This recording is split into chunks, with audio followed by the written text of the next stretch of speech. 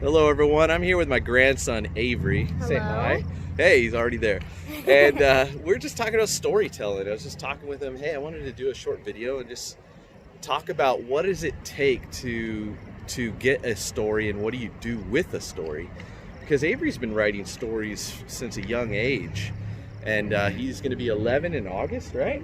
Yeah. And he's written several spectacular stories. And I was just talking to him, like, what does it take to get a story? And so we're just talking about that because other people are asking me the same thing, like, how do you get these stories? And for me, I'm chewing on it. You know, I get something, a little nugget of an idea, and I just wrestle with it and explore it in my mind and imagination, and I don't put any boundaries on it, no boxes, just let it go and let it flow through my mind. And there's a lot of stories rolling around in my head. Is there stories rolling around in your head? Yeah, there's a lot. So it rolls around our heads, but there's some of them that actually start falling out of our heads and onto the paper.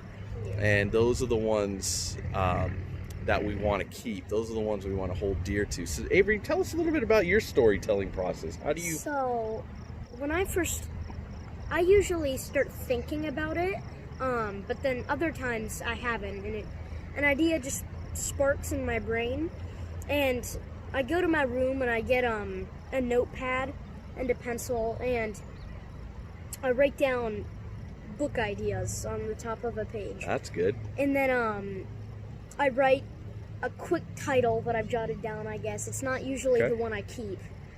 But a title helps navigate the story that you're feeling. And then I think, okay, so what's going to happen? And I kind of map it out, but it's not too precise or exact. Okay. I basically write out like what you would put on the back of a book. And then as I start writing it, I usually explore more and more with it, and yeah, it eventually forms into a good story, and I try and use as much vocabulary and make the reader able to understand what's happening as best as I can. That's good.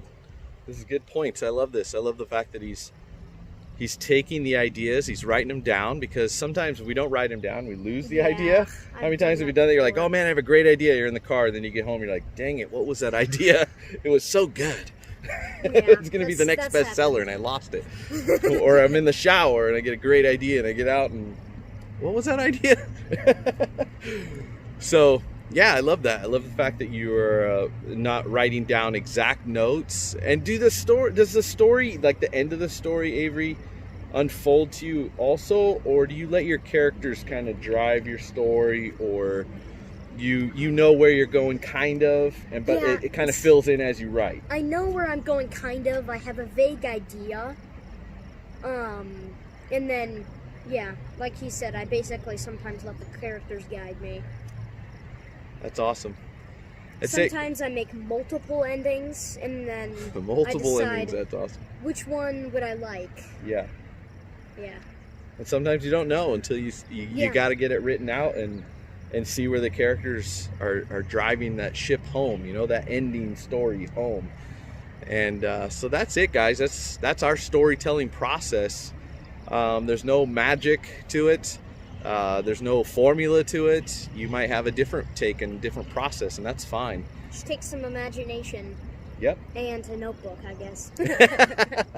Imagination and a notebook, guys. That's what the title of this is going to be.